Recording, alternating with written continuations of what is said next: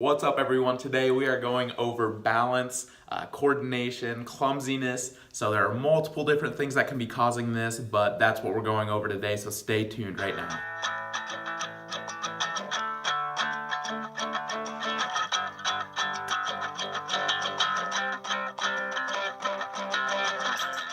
Most people aren't going to tie together the fact that balance and coordination and clumsiness are going to be tied back to chiropractic, and that's okay because most chiropractors are of the traditional variety. They take care of back pain, aches, spasms. They do a fantastic job of that. But what we do is we focus more on functional shifts of the nerve system. So you have a nerve system, it's basically your brain and brainstem, just to sum it up really quickly, and we look for any functional shifts in that specific system that are going to be causing problems to the rest of your body.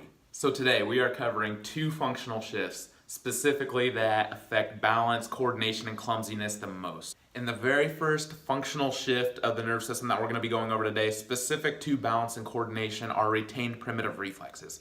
And I can't stress these enough, I talk about them all the time, but a retained primitive reflex, just to back up and kind of explain what they are, you're born with what are called primitive reflexes. Everyone is. You're supposed to have them.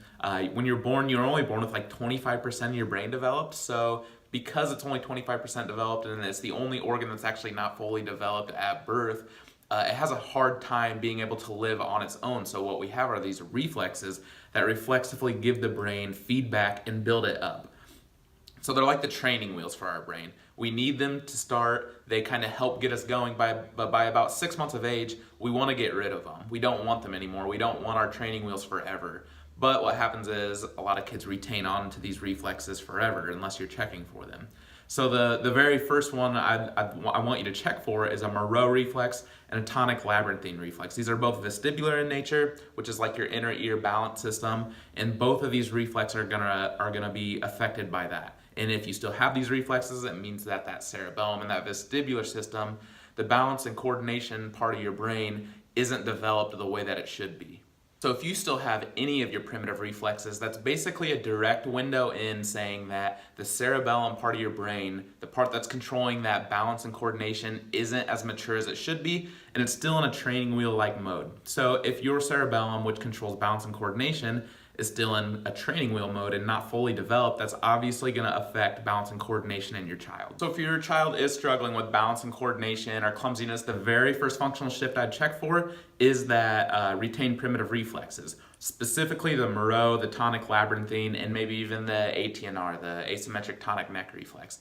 Those can all be Googled. You can see how to test for them, or we can do it. Either one, but that's the very first functional shift I'd look for. And the second one is to see if your child has a weak core. And you might be like, how does that affect balance and coordination? What happens is, a lot of kids today are so floppy, they can't even, they're always sitting hunched over, they can't even sit up straight because they have such a weak core. And the reason that's a problem with balance and coordination is your core is going to be also what's feeding into that cerebellum part of the brain, the part that controls balance and coordination. So if it's getting weak feedback from your weak core muscles, then that's going to make them, unbalanced or uncoordinated. So what you want to do is be able to strengthen up that core. So how do you do that? You can do that through sit-ups, push-ups, planks, just in general moving around. You can strengthen your core really however you want. You can jump rope. Anything, you can create an obstacle course, you can get fun with it. If your kids are competitive, you can see who can hold the plank longest. Any of these things are gonna really strengthen up that core. And then once you get a strong core, first off, you're gonna stand up straight, which is just cosmetically better looking than always walking around with your shoulders rounded. But secondly, you're gonna have a stronger core, which is gonna be feeding in stronger to that cerebellum. And then that cerebellum's in charge of balance and coordination. And then the bonus part of it is the cerebellum's also in charge of learning and behavior and higher level thinking. So if you're getting better feedback to that, they're not only going to have better balance and coordination, but they're also going to have better ability to work through the school system.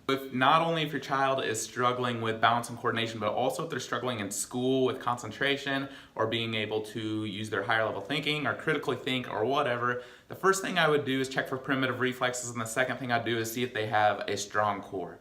It sounds crazy, but if they can't do a sit-up or if they can't do a push-up or if they can't do them to their specific gender and age group, the norm for that group, then they're going to struggle in both of these categories most likely. So those are the first two things I would start with. And then after that, that's just kind of, I picture everything as a pyramid and then working the foundation, and then building up from there. And the primitive reflexes and the core musculature are going to be the very foundation of that pyramid before you can make long-term progress with either balance and coordination or learning and behavior. But I really hope you took something out of this today. The reason I kind of do these videos is just to reach the people that are at the point that are ready to make that change or lifestyle change for themselves or for their kids or whoever that might be. But I want to be able to reach them and then give them the knowledge and empowerment to be able to tell them that you can change and you don't always have to be living the same way that you are. And if you're ready to make that jump, or if you're ready to make that lifestyle change, then I want to be able to be there at that time to have these videos and information. And if you know someone that can use this video, send it to them, share it with them. I'd love it. But that's all I have for you today. I hope you enjoyed it, and hopefully I see you guys tomorrow.